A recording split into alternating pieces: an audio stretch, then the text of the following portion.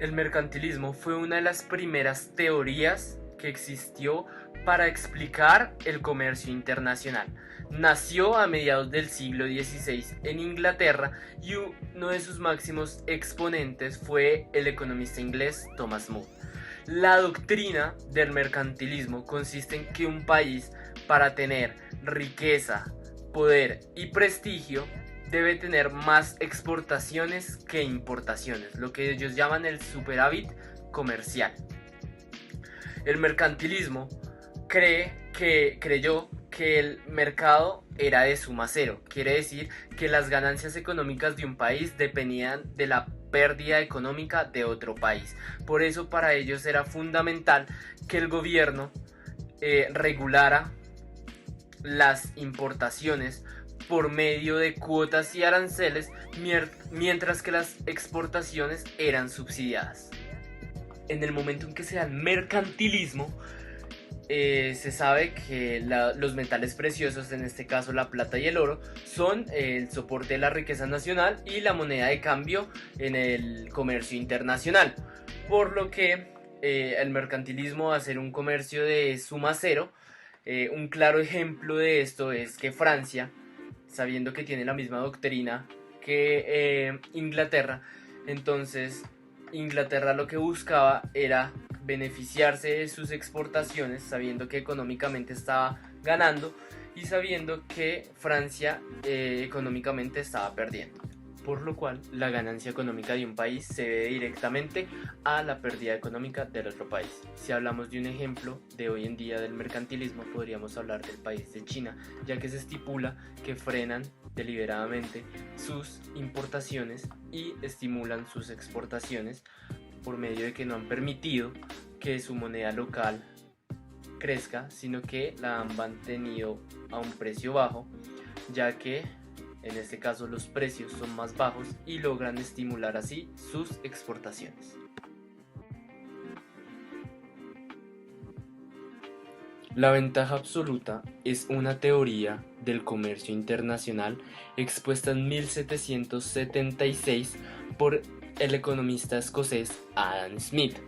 La doctrina de la ventaja absoluta afirma que cada país, cada nación, tiene la capacidad de generar bienes, de producir bienes. Y esos bienes deben especializarse en una ventaja absoluta. ¿Qué quiere decir eso? Una ventaja absoluta es cuando un país vende su producto a un costo más bajo que cualquier otro país, o, en efecto, que es el único país que produce, que genera este producto. Por lo tal, después de tener estos bienes, se deben cambiar con otro país que también tenga bienes especializados en valor absoluto para que ambos se beneficien del comercio. Nicolás, ¿me podrías dar un ejemplo de ventaja absoluta? Un ejemplo de ventaja absoluta es, por ejemplo, que Estados Unidos tiene la herramienta para poder construir aeronaves espaciales, mientras que Colombia tiene una ventaja absoluta en cuanto tiene las condiciones meteorológicas y territoriales para la producción de café. Por lo tanto, Estados Unidos tiene la tecnología que Colombia no tiene para construir aeronaves espaciales, mientras que Colombia tiene los factores meteorológicos y territoriales para producir café que Estados Unidos no tiene. Por lo tanto, si ambos países comercializaran, ambos se verían ganando porque tienen ventaja absoluta sobre el otro en estos productos.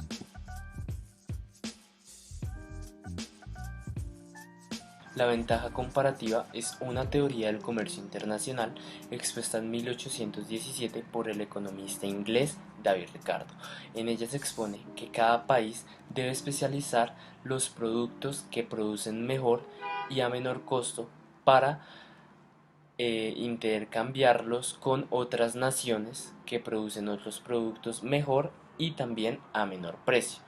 Esto implicando que se compren o importen otros productos de otras naciones pudiendo en esta misma nación producir este producto y de pronto con una eficiencia mayor. Esto se hace con el objetivo de que se garantice la disponibilidad de otros productos y a menor precio, ya que sin el comercio ambas naciones estarían consumiendo lo que producen, mientras que con el comercio estas naciones se benefician y aumentan su producción conjunta, y los consumidores pueden tener más producción de estos dos bienes. ¿Nos podrías dar un ejemplo de ventaja comparativa? Claro que sí, un ejemplo de ventaja comparativa, haciendo alusión a David Ricardo, es el caso de dos naciones que producen los mismos bienes. Vamos a hablar de Portugal e Inglaterra. Los dos bienes que ellos producen son vinos y paños. Se sabe que para Portugal se necesitan 80 hombres para hacer un paño y se necesitan 90 para hacer un vino, mientras que en Inglaterra se necesitan 100 para hacer un paño y 120 para hacer un vino, por lo cual se nota que Portugal tiene una ventaja absoluta sobre los dos bienes sobre Inglaterra, pero es ventajoso para ambas naciones que se haga paño inglés y vino portugués, ya que sin el comercio, o sea, si ambas naciones decidieran hacer estos productos independientemente, se necesitarían mayor cantidad de recursos, mientras que si ambos se abren al comercio tendrían una mayor producción y a menor precio, lo que daría origen a disponibilidad de bienes.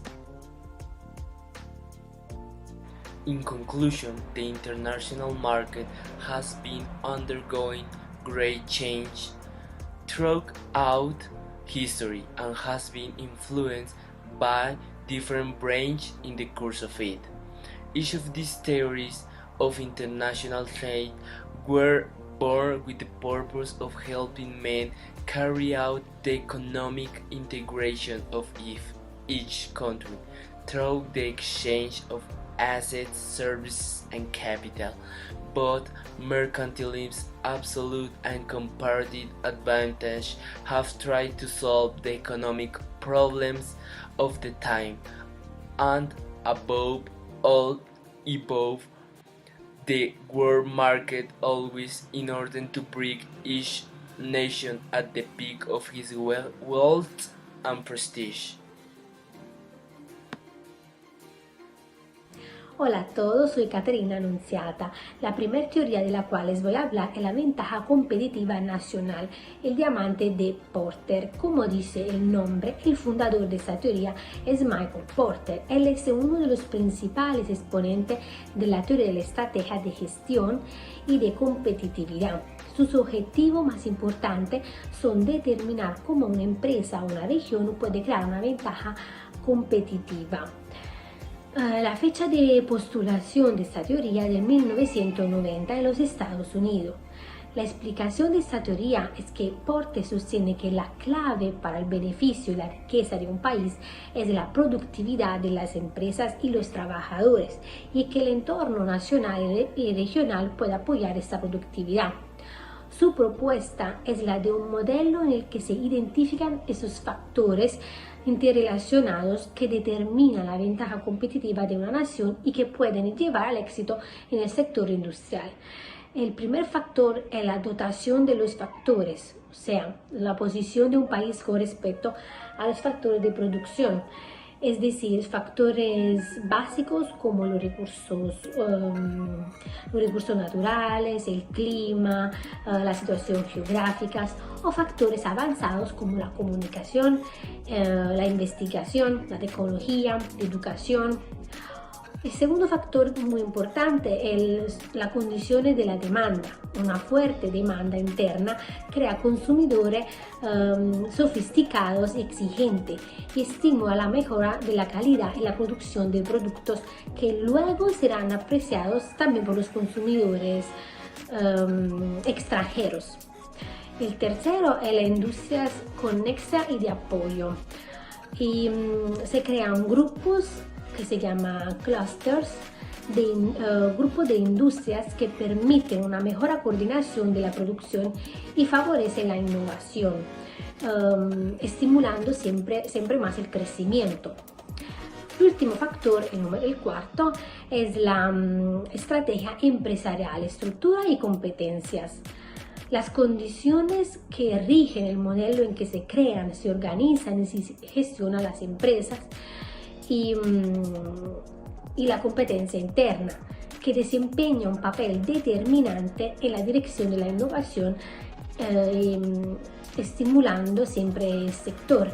Pero, además de eso, existen dos factores que se deben tener en cuenta. El primero es el gobierno y el otro son los hechos fortuitos.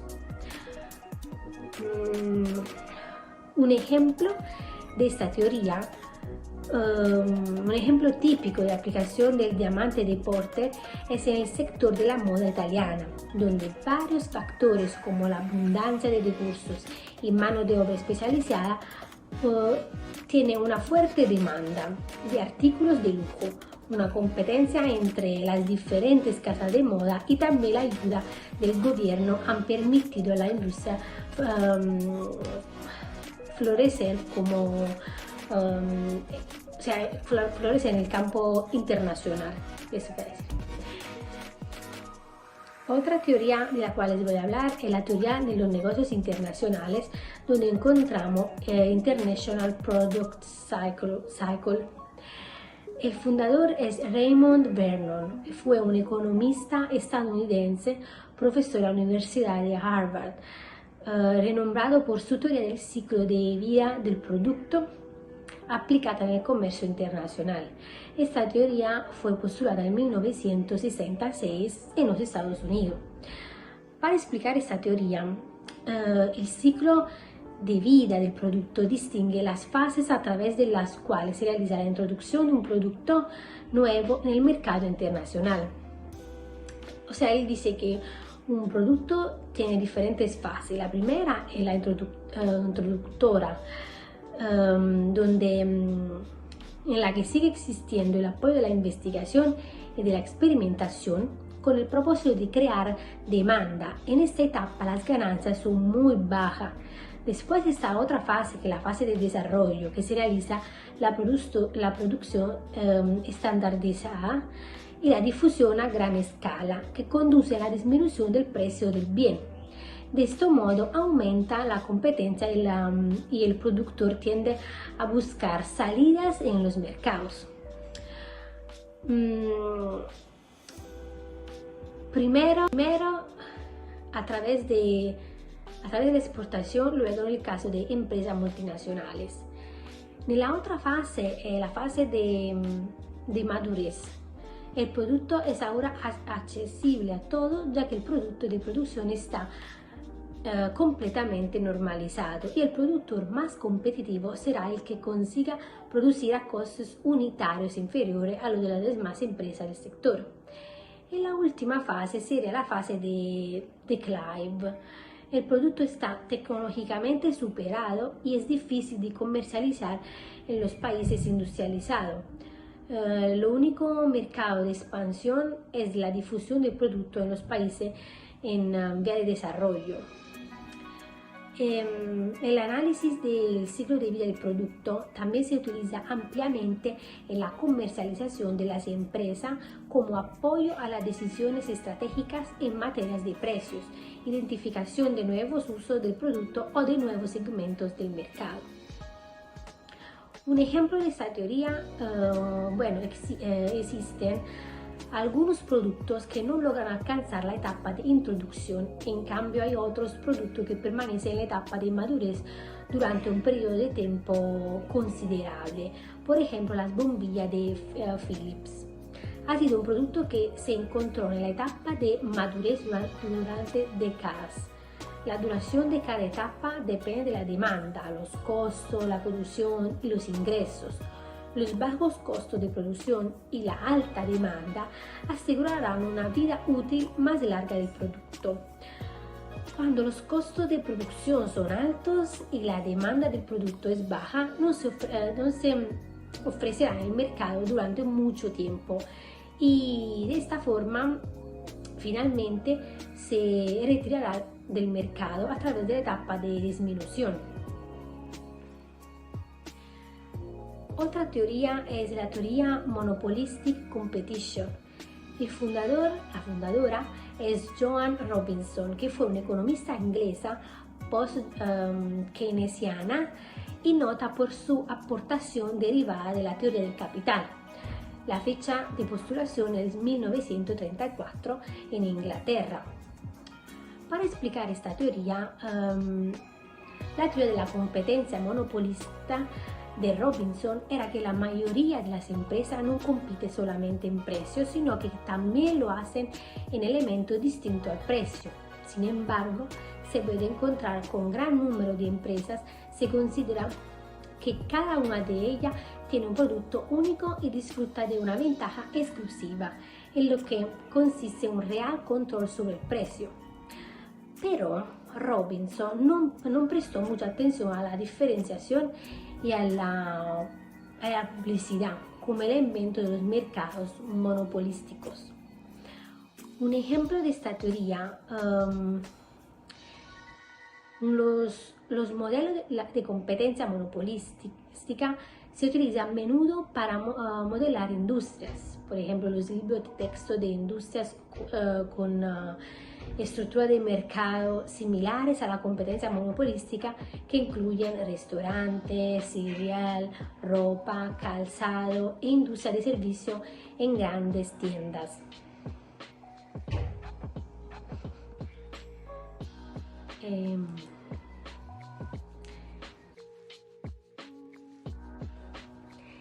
In the conclusion, I think that all the theories can be used in various types of industry, but we must know in depth of customer, our competition, and not underestimate the geographical aspect and how much marketing could be relevant to the realize of a new product.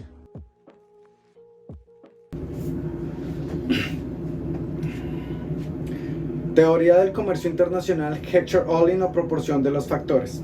Teoría formulada por el economista sueco Bertil Ohlin en 1933, quien fuese estudiante del profesor de economía sueco Eli Heckscher. Busca explicar cómo funcionan los flujos de comercio internacional, partiendo de la teoría de la ventaja comparativa por David Ricardo. Afirman que si un país tiene una abundancia relativa de un factor, sea este mano de obra, maquinaria o capital, tendrá una ventaja comparativa y competitiva en aquellos bienes que requieren una mayor cantidad de este factor. O sea que los países tienden a exportar los bienes que son intensivos en los factores con que están altamente dotados, es decir, las diferencias en los costos de un factor en particular. Cuando más abunda un factor, más barato resulta. Esta teoría predice que las naciones exportarán los bienes que aprovechen en los factores que abunden en su suelo e importarán los que son elaborados con los factores escasos. Tomemos como ejemplo el arroz desde Indonesia e Italia. En Italia los sueldos son muy altos, por ende se realiza la recolección del grano con maquinaria. Se usan máquinas y menos personas. En Indonesia los salarios son más bajos, por ende se usan más personas y menos máquinas. The Heckscher-Ohlin theory holds that the pattern of international trade is determined by difference in factor endowments. It predicts that countries will export goods that take advantage of abundant local factors and import goods that make intensive use of factors that are scarce there. Ahora hablemos de la teoría del ciclo de la vida de los productos, que desarrolló el economista estadounidense Raymond Vernon en 1966. Esta visión afirma que, al inicio de su ciclo de vida, la mayoría de los productos nuevos se elaboran y exportan en el país donde se idearon. Entonces, a medida que un producto se difunde y acepta internacionalmente, se empieza a fabricar en otros países. En consecuencia, al final el producto puede ser importado, en última instancia, por la nación donde se inventó. Además, Raymond afirma que los costos elevados de la mano de obra interna estimularon a las empresas para que concibieran innovaciones que ahorraran costos. El que una compañía estadounidense invente un producto y lo venda primero en Estados Unidos no significa que deba elaborarse en esta nación. Entonces, podría producirse en otra nación más barata y luego exportarse a Estados Unidos. No obstante, Vernon advirtió que la mayoría de los nuevos productos se producían primero en ese país. Con el tiempo, la demanda del nuevo producto crece en otras naciones avanzadas como Gran Bretaña, Francia. Transaction Cost surgió por primera vez en 1937 en el artículo de Ronald Coase, The Nature of the Firm. Sin embargo, es Oliver Williamson quien continúa con esta teoría. Ronald Coase nació en 1910, es un economista británico, y Oliver Williamson nació en 1932 y es un economista estadounidense. La teoría surgió en 1937 en Estados Unidos. La teoría de los costos de transacción plantea que toda transacción económica genera costos previos a su realización. Ciertas transacciones que se desarrollan sobre un mercado pueden generar costos de transacción bastante importantes y en consecuencia los agentes económicos tienen la obligación de buscar acuerdos institucionales para reducir estos costos. ¿Cuál sería un ejemplo de costos de transacción? Un ejemplo de costos de transacción puede ser la apertura de un negocio y todos los costos asociados como los contadores, el almacenamiento de información, etc. Así como también puede ser los pagos de impuestos. Concluding, the transaction cost is all expenses generated by an economic transaction between two companies in order to carry out that negotiation.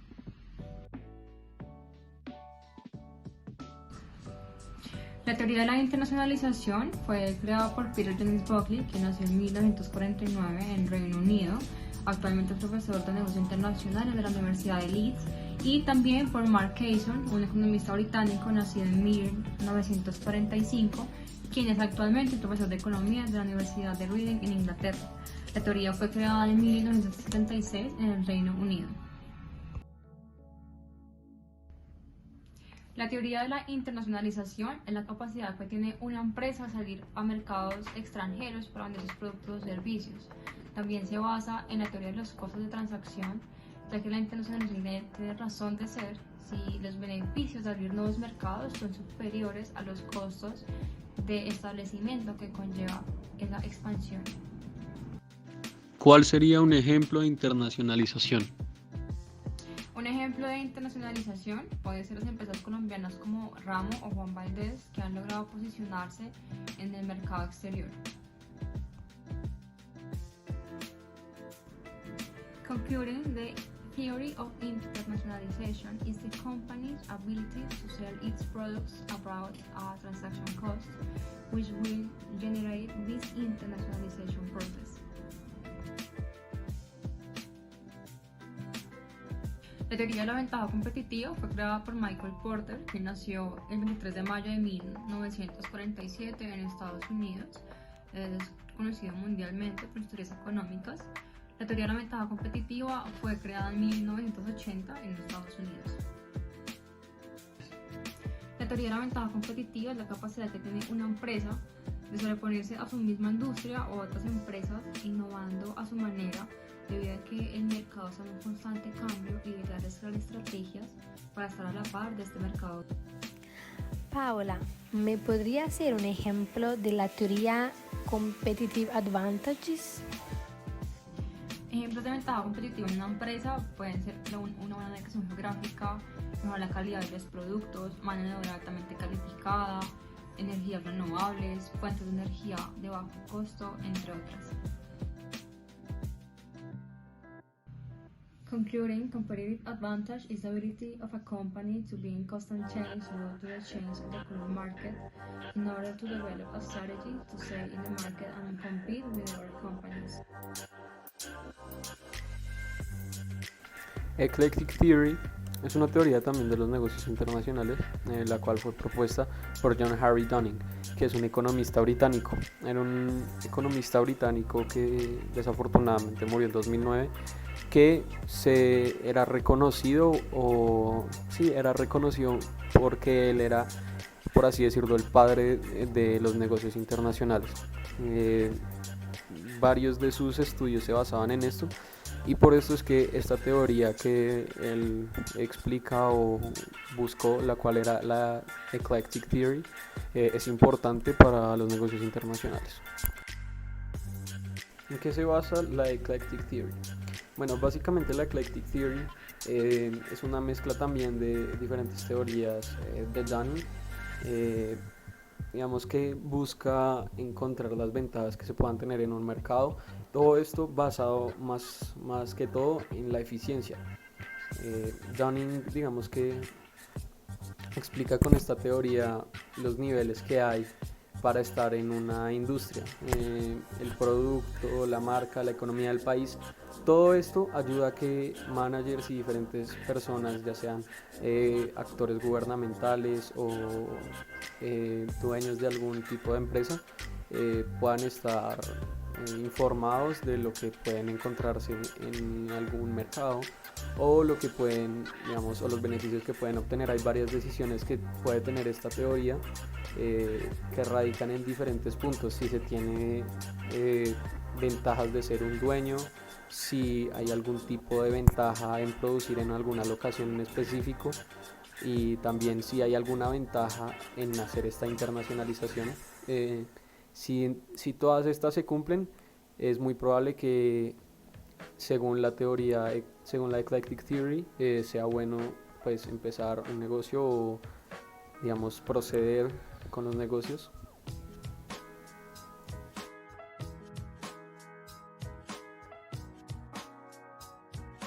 Un ejemplo de la Eclectic Theory podría ser una empresa, digamos, por así decirlo, no sé, de comida colombiana, como lo puede ser Ramo, o algún tipo de empresa que quiera exportar, por ejemplo, sus alimentos a Estados Unidos y venderlos ahí para tener un mercado en Estados Unidos y tener compradores allá.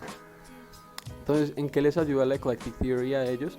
Bueno, básicamente les ayuda como a planificar y ver, digamos, un balance de qué beneficios pueden obtener expandiéndose hasta ese mercado. Como expliqué anteriormente, hay varios, digamos, guidelines, o puede haber varios, digamos, ifs and buts que pueden ayudar a que una empresa decida si es necesario internacionalizarse o no.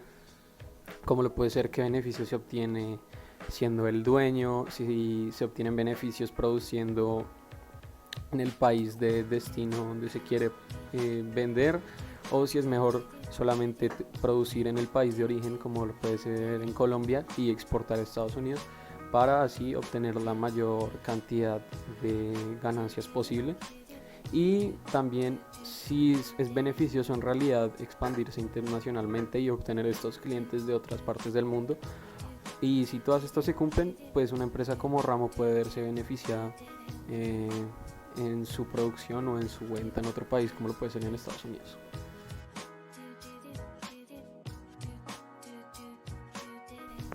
Bargaining Theory es también una propuesta de los negocios internacionales, que también había sido propuesta principalmente en economía política y también en algunos campos de los negocios. En términos de la economía política, estaba propuesta por Gilpin en 1975, y en los campos de negocio, como varias personas que la habían investigado, como lo puede ser Moran, Gladwin and Walter en 1980 y Berman and Gross en 1990. ¿Acerca de qué se trata o qué propone esta teoría? Bueno, primero que todo, bargaining es, por así decirlo, negociar o obtener, digamos, el mejor trato que se pueda obtener, teniendo en cuenta los intereses de cada una de las personas que están involucradas en algún tipo de compra o en algún tipo de negocio, como lo dice la teoría. Digamos que busca explicar esta teoría las maneras de cómo pueden haber negocios internacionalmente, teniendo en cuenta pues la situación económica, política o comercial de diferentes actores que están involucrados en algún negocio, y busca también busca cómo esta teoría puede ayudar a que varios, digamos, productos que tengan habilidades o algún tipo de ayuda económica, política, metas sociales o diferentes tipos de ayuda se puedan obtener, cómo estas pueden ayudar a obtener este bargain o este negocio en diferentes términos, como lo puede ser internacionalmente o también en diferentes aspectos de la política o también de algunos negocios, como se buscó o como se exploró anteriormente en 1970, 1980 y 90.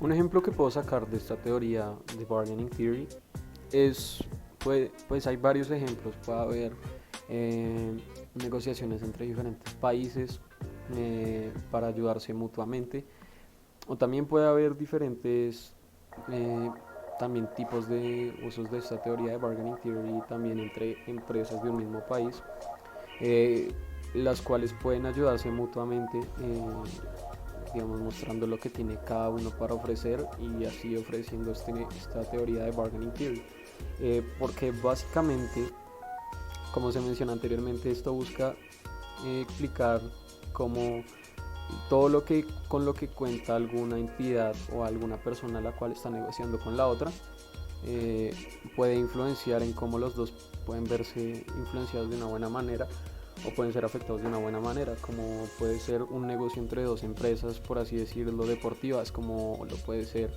Nike y alguna otra empresa, o Adidas o alguna otra empresa, las cuales pueden tener varias negociaciones para trabajar el uno con el otro y así obtener más ganancias, o que uno compre el otro, como lo puede ser un Walmart que le pueda comprar productos a una empresa, como lo puede ser Alquería o alguna empresa de estas que digamos que puede beneficiarse mutuamente de la ayuda entre uno y el otro,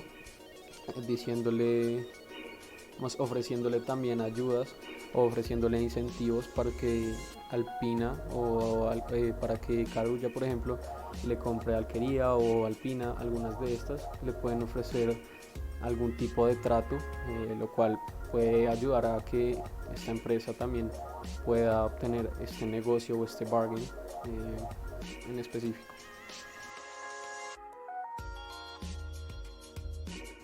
National Market Arbitrage es una teoría de los negocios internacionales, la cual fue propuesta en 1970 por Robert Z. Aliber.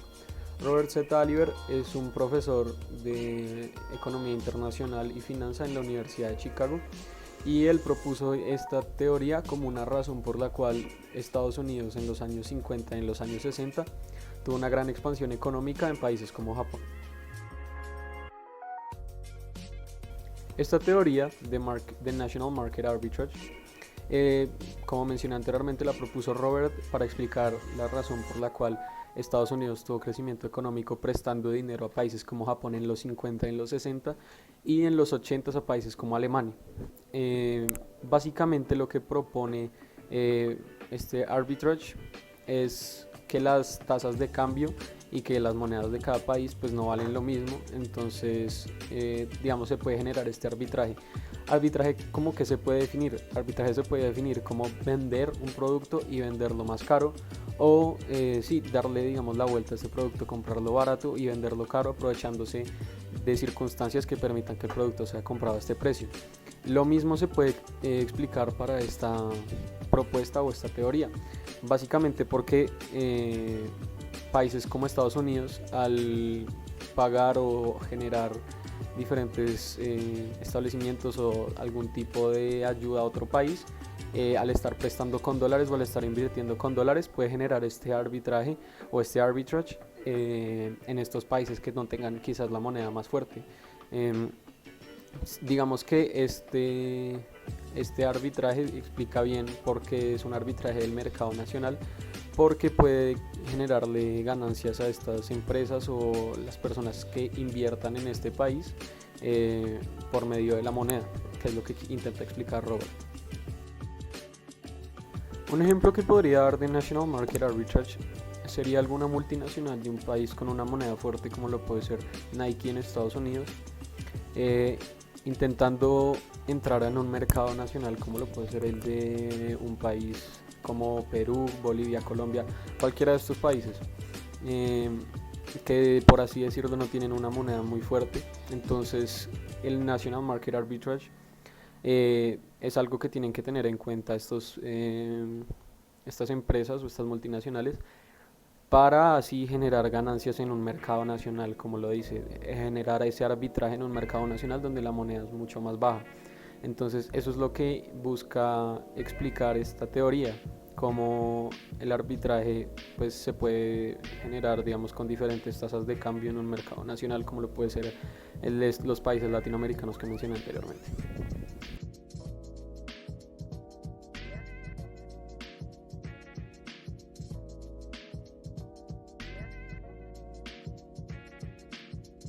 All of these three theories can help enterprises that want to expand their boundaries to other countries.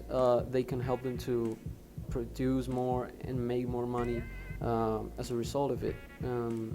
Enterprises such as Nike, Adidas, and other types of enterprises can help themselves with these few theories that I showed earlier in the video. So they can expand their boundaries to any part of the world really, and also gain a lot of money while doing so, as mentioned before, by the bargaining theory, as well as the eclectic theory that can also help them really guide themselves in a market that they don't really know much about, thanks to government entities and other types of people that can help them throughout this process. And also, as well as the market arbitrage that can also help them just gain that little extra money or take care of that national market that they want to get into. So that's really important in my opinion. So these three theories are very important to not only enterprises but other types of entities that want to operate in many other countries in the whole globe. So it's really important in my opinion, really.